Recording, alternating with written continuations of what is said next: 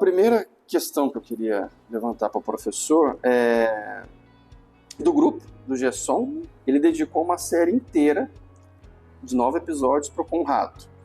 É a obra, a trajetória do Conrado. Qual que foi o ponto de partida dessa investigação para produzir esse material? Bom, o ponto de partida dessa programação do Gerson sobre a vida e a obra do Conrado Silva foi que, primeiro, o acervo do Conrado Silva, os documentos dele, os documentos sonoros, documentos escritos, documentos visuais, estão todos aqui na Unicamp. Então, eles estão no CDMC, que é o Centro de Documentação de Música Contemporânea, que está no CIDIC, aqui na Unicamp, está ligado à COSEM. E esse fundo foi doado em vida por ele, né? E ele acabou falecendo subitamente, nós trouxemos para cá, e ele está para ser processado ainda no CDMC. Buscando um meio de viabilizar o processamento técnico dessa documentação, eu submeti um projeto no edital do Santander com ideia no outro ano e foi aprovado. Então, a ideia era o quê? Eu aproveitar o edital que ele entre os itens possíveis, havia no item de comunicação a realização de podcasts, e eu falei, então com esse recurso eu vou adquirir os equipamentos que eu preciso, eu vou digitalizar as gravações que estão, os registros sonoros que estão no fundo do Conrado, e vou passar a fazer um estudo sobre o Conrado Silva a partir da leitura desses registros sonoros. Então, nós vamos criar um material inédito. Então, são obras, são textos, são falas, são entrevistas, são registros de acontecimentos, são gravações de locais, enfim, isso cobria todas as atividades do Conrado Silva, que teve uma carreira. Ele foi músico, foi educador, foi pesquisador, foi engenheiro acústico. Enfim, ele teve uma atividade muito ampla, né? E essa diversidade da atividade dele durante a vida dele está presente na documentação que está aqui. Então, o passo inicial foi, para fazer esses podcasts, eu digitalizar uma parte das obras do acervo dele, isso foi feito. E esse projeto ia ser concluído no ano passado.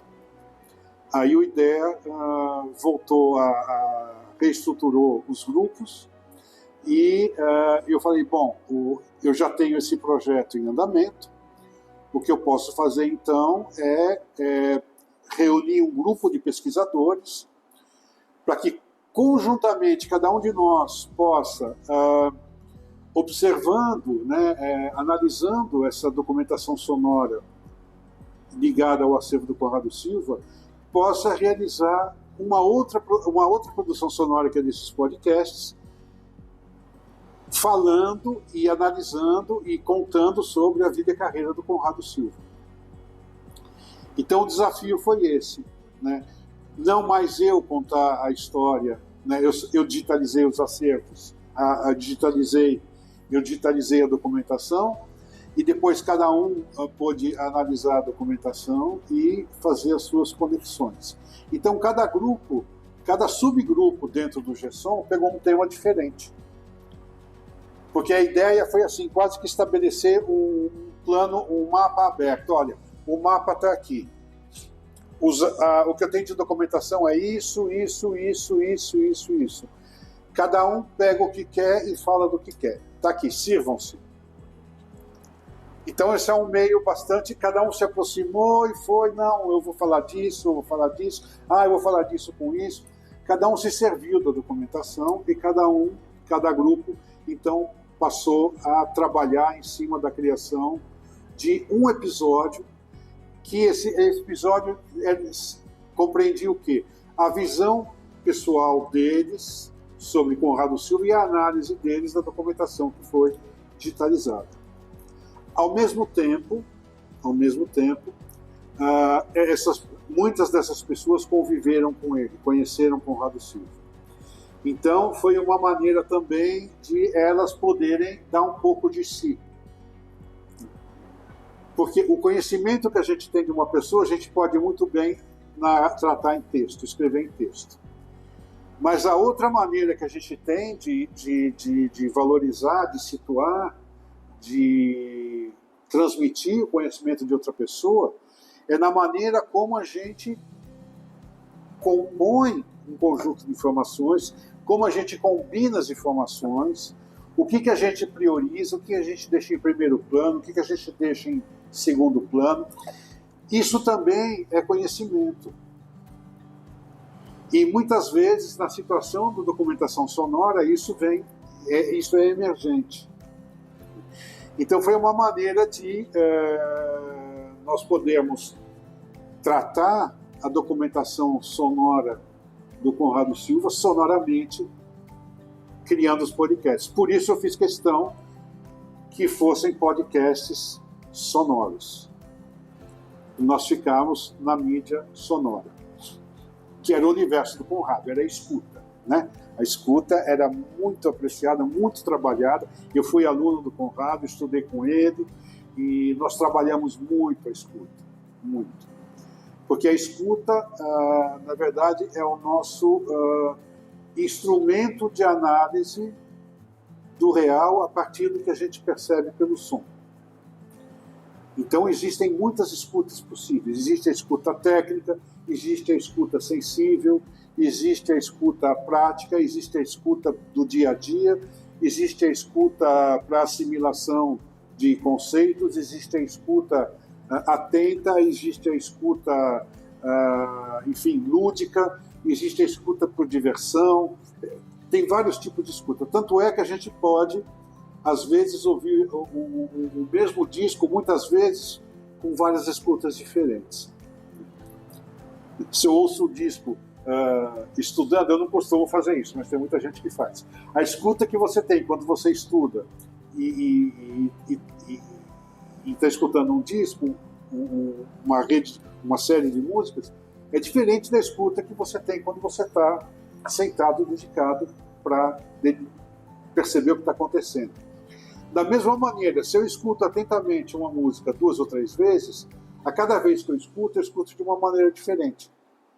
A segunda questão que eu separei, como professor Mani situa Conrado Silva dentro da história da música e das artes sonoras no Brasil.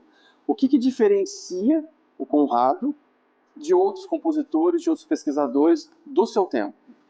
O Conrado, bom, antes de tudo, foi uma pessoa plural. Ele era uma pessoa múltipla. Desde o começo da formação dele, por exemplo, ele foi para a Alemanha, jovem. Ele foi estudar engenharia acústica em Berlim, mas ele também se interessou por arte. Ele já começou ele se interessou por música. Então, ele teve uma formação musical e técnica na Alemanha. Então, ele tinha formação de acústica, dos fenômenos acústicos e dos procedimentos de produção fonográfica. Então, ele sabia gravar, mixar, editar, fazer tomada de som ao vivo. E ele conhecia também como adequar as edificações para que elas tenham um comportamento acústico adequado para determinadas atividades que nele possam ocorrer. Por exemplo, eu posso fazer a acústica de uma sala de aula diferente da acústica de uma sala de estar, né? A acústica de um teatro é diferente da acústica de uma sala de aula. A acústica de um cinema é diferente da acústica do teatro. Então, cada local tem às suas demandas e necessidades técnicas. E ele tinha esse conhecimento. Ele foi um dos pioneiros no Brasil da acústica arquitetônica, escreveu um livro logo na década de 70, 80, um dos primeiros livros de acústica arquitetônica, e foi fundador também da Sociedade Brasileira de Acústica, constituiu o grupo da ABNT de normas acústicas no Brasil, enfim, e era um músico ligado ao movimento também de música nova, com o Gilberto Mendes em Santos, no Festival Música Nova, e o Conrado tinha uma ligação muito forte também no Uruguai com o núcleo Música Nueva, que era um outro, que era o Corium Haronian e a Graciela Parasquivades, e eles começaram a organizar ao mesmo tempo, no campo da música, os cursos latino-americanos de música contemporânea. Então, ele tem o conhecimento técnico de acústica, ele trabalhava também como engenheiro acústico para projetos de engenharia civil. Ele tinha esse lado do compositor de música contemporânea, eletroacústica e instrumental, e ele também tem esse lado pedagógico que ele começou a organizar os cursos latino-americanos de música contemporânea, que eram cursos itinerantes em cada país, trazendo artistas renomados internacionais que vinham para cá passar 15 dias, né, e disseminar os conhecimentos da vanguarda musical internacional na América Latina. Ele também é um pioneiro em outra área de educação, que é a concepção no ensino da música, no ensino mais revisto, no ensino da música com um processo mais construtivo, que é o ensino da música através das oficinas de música. Então, em Brasília já tinha o Emílio Terraza e outros pesquisadores que estavam trabalhando isso lá na década de 60. Ele se juntou a esse grupo e contribuiu, tá, na sistematização das oficinas de música no Brasil. O que são as oficinas de música? São ateliês, são workshops, que a gente costuma dizer hoje, são sessões em que o conhecimento ele é construído conjuntamente em atividades. Eu intronizo um conhecimento, eu assimilo um conhecimento, eu crio um conhecimento que eu sintetizo enquanto eu estou fazendo uma atividade prática interativa. Essa é a ideia da oficina. Eu aprender música fazendo música. O que é muito diferente do ensino tradicional, que antes de aprender música eu tinha que fazer 1 ano de solfejo com o Bona, eu tinha que ler a história da música, tinha que ler o livro de teoria musical durante 1 ano, sem botar a mão no instrumento. Enquanto que na oficina de música, a primeira coisa que você faz lá, você toca o que você puder tocar. E a partir do que você puder tocar, você vai ampliando o seu conhecimento. A oficina de música também não é só para você se expressar através de um instrumento ou de sua voz. É também um lugar onde você aprende a perceber a música, a ouvir a música.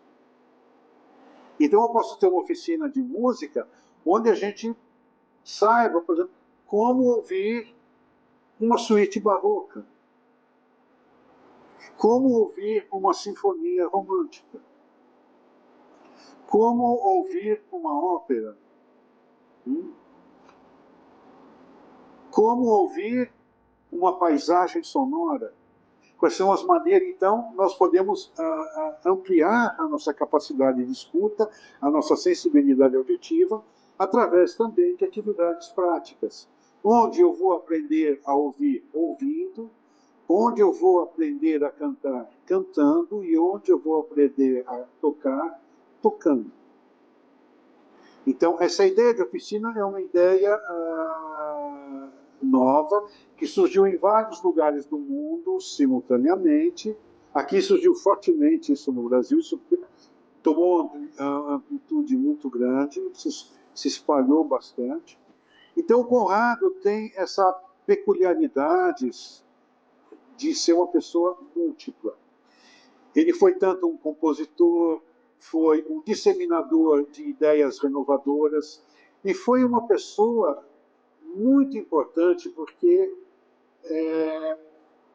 ele não somente formava pessoas para fazer as coisas inéditas e especiais que ele propunha, mas ele também tomava o cuidado de fazer com que as pessoas pensassem no que estavam fazendo. Isso é a atividade principal da oficina. Enquanto você está experimentando, você ter uma opinião crítica, você pensar sobre o que está fazendo. Então, ele não ensinava o que eu deveria fazer na composição, mas ele me levava a me questionar o que eu pretendia fazer, o que eu precisava fazer para atingir o objetivo que eu estava propondo. Então, ele era uma pessoa singular, ele não trazia uma técnica para ser assimilada. Não era um ensino declarativo, o do Conrado, era um ensino construtivo dinâmico. E o papel dele como homem de cultura também era de quebrar barreiras, quebrar preconceitos, estar aberto para novos domínios e estar aberto, sobretudo, ao outro. Ele se preocupava muito em nos educar para que nós pudéssemos acolher o outro, mesmo que o outro seja vulnerável, que o outro seja incipiente, que o outro esteja começando a fazer alguma coisa, não tem problema. Vamos nos abrir ao outro, vamos acolher o outro.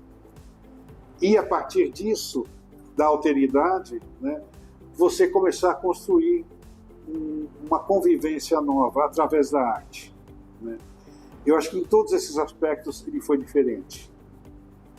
Bom, o senhor começou até a falar um pouquinho na primeira etapa da nossa conversa, mas aí eu acho que eu quero aprofundar um pouquinho mais como foi o processo de transformar a pesquisa acadêmica, que é uma pesquisa acadêmica, uma pesquisa extremamente profunda, em uma linguagem de podcast, que é muito associada, muitas vezes erroneamente, a uma linguagem nova, uma coisa nova, moderna, e não é, já é uma coisa que tem um tempo.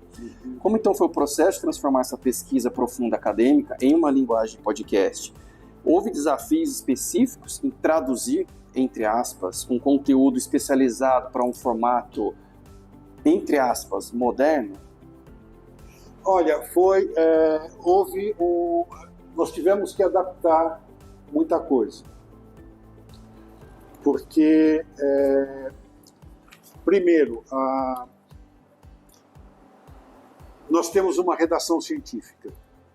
Nós temos a cultura de uma redação científica. Né? E a redação científica tem determinadas categorias. Né? Eu tenho uma proposta, né? Eu tenho uma apresentação de um plano, eu tenho uma hipótese, eu tenho um problema e eu posso contar, fazer uma descrição desse problema, depois fazer uma análise crítica do problema e depois fazer uma conclusão esperando um desdobramento futuro eventual. E para fazer tudo isso de maneira compreensível, não basta só eu falar sobre tudo isso, não basta só eu apresentar o material que eu tenho sobre tudo isso. Eu preciso recorrer a outras coisas que corroborem ou ampliem os argumentos que estão começando a surgir. Tá? Então, normalmente, o que a gente faz, quando a gente está fazendo um artigo, a gente parte de uma revisão da bibliografia, depois vai buscar, faz umas citações, depois vai buscar algumas coisas complementares, inclui, e as coisas vão, pouco a pouco, se acomodando, tá? Dentro do que foi pretendido no título original. Às vezes o título original não sobrevive, né? Às vezes sobrevive. Mas então, qual foi o desafio aí? Nós tivemos que Primeiro, definir o espaço desse aspecto polivalente do Conrado Silva. Depois foi feito o quê? Toda a documentação digitalizada no CDMC foi separada em categorias. E nós tentamos encaixar essa documentação em cada uma das categorias que eram pertinentes desses lados polivalentes do Conrado. E deixar ali como uma fonte, assim, um repositório de material que a pessoa pudesse ir lá se servir para ver como ela podia usar. Bom, ao mesmo tempo,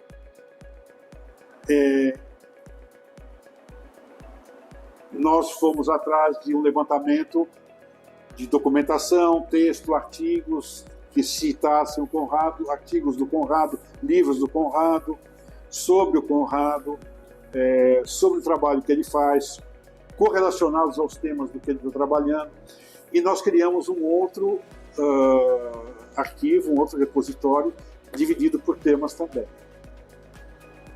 Então, os pesquisadores chegaram, né, depois que a gente nos dividimos entre o setor da educação, o setor da acústica e arquitetônica, o setor do selo. Ele também fez um selo, o selo TACAP, de gravações de músicas do repertório popular, original, etnográfico brasileiro, né, urbano.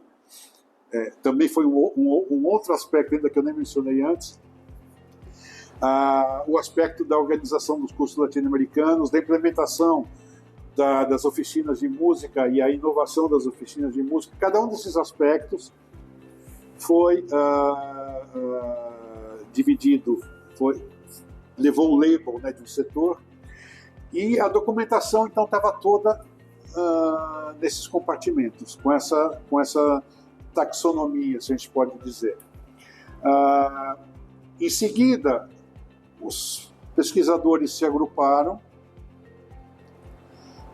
e nós falamos o seguinte: olha, cada um de vocês vai trabalhar com essa documentação para encontrar uma narrativa, segundo a convivência de vocês, segundo a experiência de vocês com o Conrado Silva, uma narrativa. Vocês vão utilizar esse material para construir a narrativa do que vocês vão falar sobre o Conrado. Nesse meio tempo, né? Bom, não, desculpa. Aí a ideia era, a partir dessa narrativa que eles estão construindo, nós elaborarmos um roteiro. Então o roteiro seria preparado a partir do resultado apontado por cada um dos grupos que estava trabalhando em cima da documentação. Então veja, a documentação simplesmente foi dividida em setores e cada grupo trabalhava no seu setor e ia levantando conhecimentos. Nós íamos montar o roteiro com isso. Nesse meio tempo surgiu a demanda do ensaio, do IDEA. Então, aí os grupos começaram a trabalhar em cima do ensaio, que foi para nós excelente, porque ao trabalharem para o ensaio, eles já construíam um plano de narrativa, cada um, colocavam as suas necessidades de argumento, de citação aí dentro, e esse foi o passo para extrair de cada elemento do ensaio, a partir daí, extrair um roteiro. O roteiro foi extraído dos esboços e do texto final do ensaio, e esse roteiro, depois de montado, ele foi compartilhado com cada um deles. Então, vejam que tem o conhecimento sonoro, a digitalização do documento sonoro. Cada um pegou os documentos sonoros, os textos digitalizados, elaborou uma síntese para botar no ensaio. Do ensaio foi traduzido para um roteiro e o roteiro voltou para eles para que eles pudessem acrescentar outras coisas em cima. Vejam que é uma camada em cima da outra. Então é um conhecimento cuja que as coisas iam emergindo durante o processo. Acho que isso é muito importante. A gente vê a mesma coisa passar 2, 3 vezes diante de nós, mas em situações diferentes, suscitando a cada vez um olhar, um interesse, uma perspectiva distinta. E aí eles iam sugerindo acertos para o roteiro. Esses acertos sugeridos para o roteiro levaram a gente a fazer de novo um roteiro final. Em seguida, o roteiro estando desenhado e estabelecido em comum acordo com cada grupo, era preciso passar para a produção. Então, nós vamos gravar as vozes. Então, nós pegamos o roteiro e mandamos para cada grupo teve que gravar as suas falas e mandar de volta. Cada grupo gravou as suas falas e nós tínhamos as falas. E depois das falas, no podcast, você precisa fazer o quê? Você precisa construir um material sonoro. E aí, para construir o material sonoro, muitas das coisas que estavam estabelecidas no roteiro, durante a montagem do podcast, faziam emergir outras coisas. E aí o trabalho foi totalmente revisto na montagem sonora. Coisas foram alteradas, por exemplo, eu lembro que teve momentos que eu falei, não, vamos colocar aqui uma ilustração do Zintona Rumori, do Russolo, e depois quando eu fui ver as gravações do Zintona Rumori que eu tinha, não davam o ritmo da narrativa sonora que vinha vindo, quebravam a condução das ideias e acabou substituindo por quê? Por um piano preparado do John Cage. Por quê? Porque o material sonoro, ele fala por si.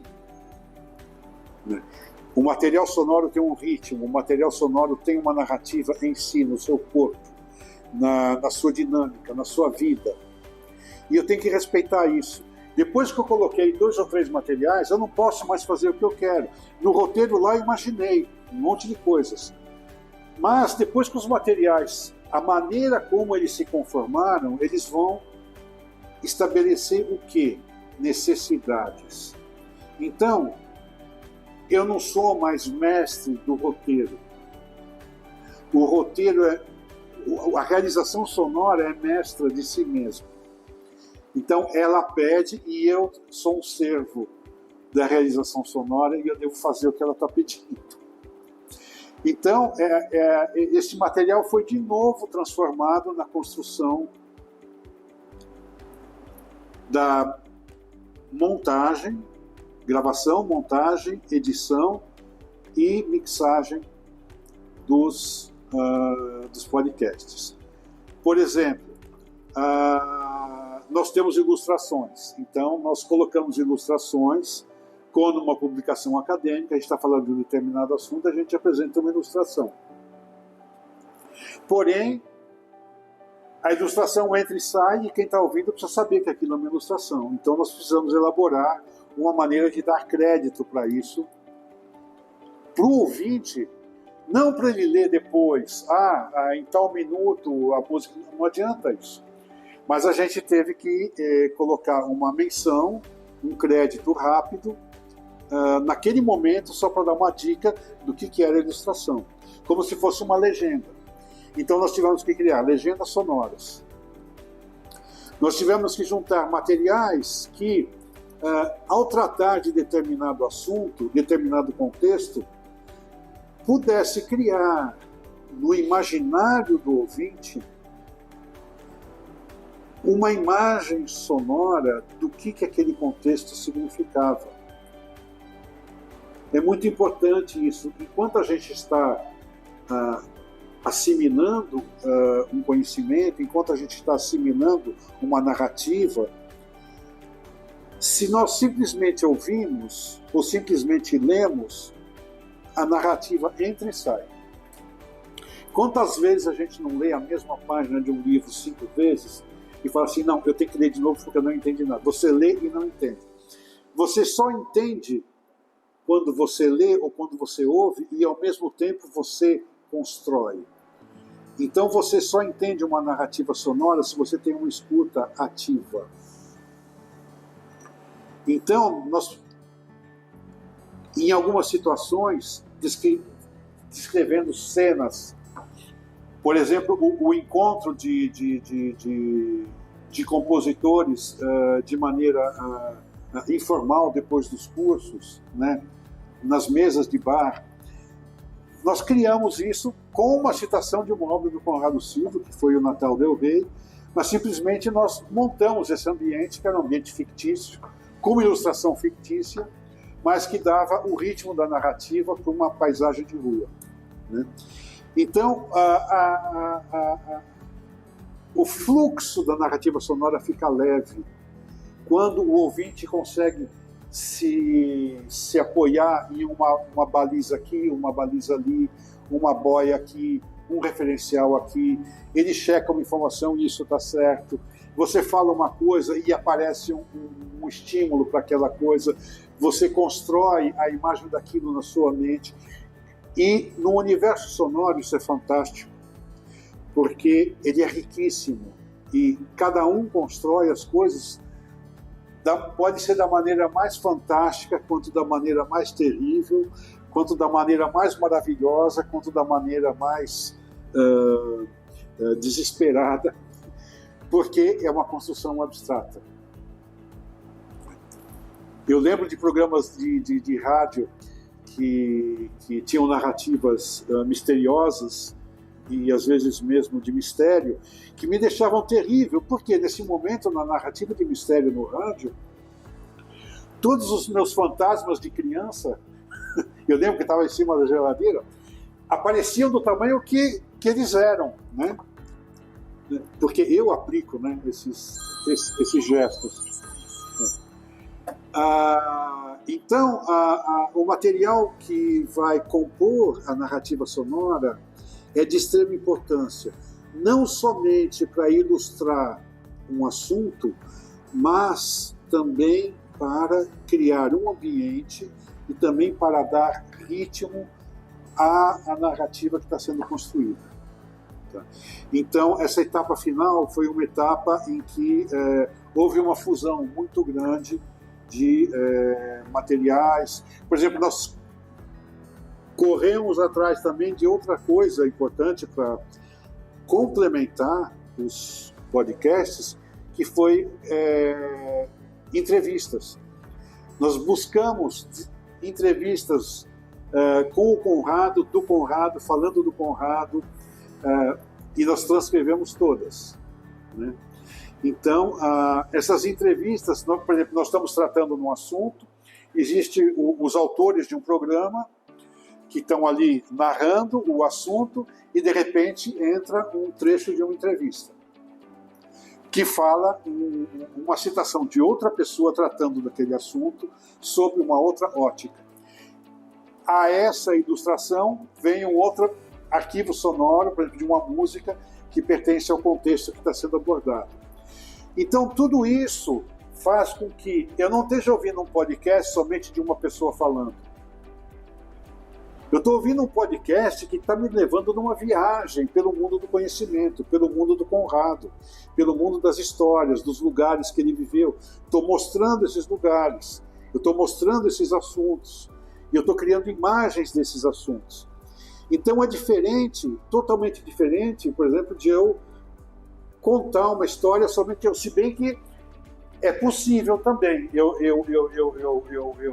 ler um poema épico, né, interpretando, e, por exemplo, a Fernanda Montenegro, ela é uma leitora fantástica, que quando ela lê, ela cria o cenário, ela cria os personagens, ela cria a dinâmica, ela cria o temperamento ela faz tudo, mas ela é uma...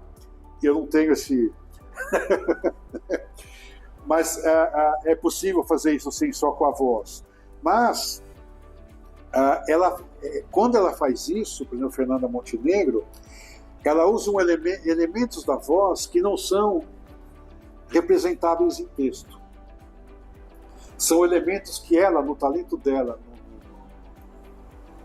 na experiência dela, ela vai construindo a partir do que vai emergindo do texto para ela. E isso que vai emergindo do texto não está escrito no texto. E é graças a isso que está emergindo do texto que ela é a grande artista que ela é. Então, nós temos, a partir de um texto, precisa desse outro material que dá vida ao texto, que é o ritmo do texto, que é a densidade, que é o peso de cada palavra, né? Que é a suavidade, né? Ou a dor de um momento, né? Que é a leveza de uma passagem, ou que é o peso de uma caída, né? Tudo isso, se eu falar peso, passagem, caída, é diferente se eu tiver o contexto sonoro que me dá as toneladas de um peso, né? Ou me dá a leveza de uma pluma. Então, o material sonoro é muito importante para isso. Essa narrativa, então, uma narrativa que nós pretendemos que fosse reconhecida como científica também, de maneira experimental, eu devo dizer, porque nós estamos tentando criar uma narrativa científica a partir de ferramentas de edição sonora de podcast, né? E todos os materiais, por exemplo, que estão nos podcasts, são rigorosamente pertinentes, com todo o rigor de um estudo histórico, de um estudo musicológico. Então, nós podemos ter, existiu esse cuidado, né? Nós só precisamos agora inventar uma maneira, que é o tema de trabalho agora do nosso GESOM neste ano de 2027, que é, por exemplo, como que a gente faz para garantir a credibilidade de um documento sonoro. Como é que fica a cadeia de custódia de todo o material que está lá? Como é que a gente pode certificar que aquilo é o que foi? Aquilo precisa estar registrado em algum lugar, precisa ter um indicador. Então, esse é o problema que nós vamos estudar agora. Então, esses podcasts inauguram também um desafio. Um desafio de se debruçar sobre a questão: o que a representação do conhecimento em suporte sonoro precisa adquirir para que ela mesma seja, em si, suficiente como uma representação do conhecimento com valor institucional acadêmico. E é o desafio que está lançado depois de todo esse movimento, desde o Prêmio do Santander, até o desafio de fazer um ensaio e um colóquio, nós chegamos aqui a esse questionamento. Então, é graças ao IDEA, acho que é muito importante que nós tenhamos um lugar que nos provoque, que nos estimule e que nos dê condições para poder superar a condição nas quais nós estamos vivendo e trabalhando. Nós podemos ir muito além sempre, mas para superar a nossa condição atual, a gente precisa de apoio, ajuda, estímulo e entusiasmo. E eu tenho muito a agradecer ao IDEA por isso. Eu tinha, professor, separado mais duas, mas o senhor me provocou na reflexão que eu ia perguntar do legado, mas ela foi respondida, e sobre os próximos passos do grupo. Mas também o senhor já respondeu. Mas aí uma coisa que eu anotei nas questões que a gente conversou aqui, o senhor citou muito a palavra processo, muitas vezes. Sim. E amarrando toda a importância, toda essa construção. E eu queria, então, para a gente fechar, eu não quero fazer aquelas duas, eu quero fazer dessa provocação. O que é o processo? Dentro da academia, dentro de um podcast, dentro de uma pesquisa, mas o senhor, eu vi que o processo apareceu, para mim, o senhor está aí para corrigir, essa espinha dorsal, a importância, o peso do processo.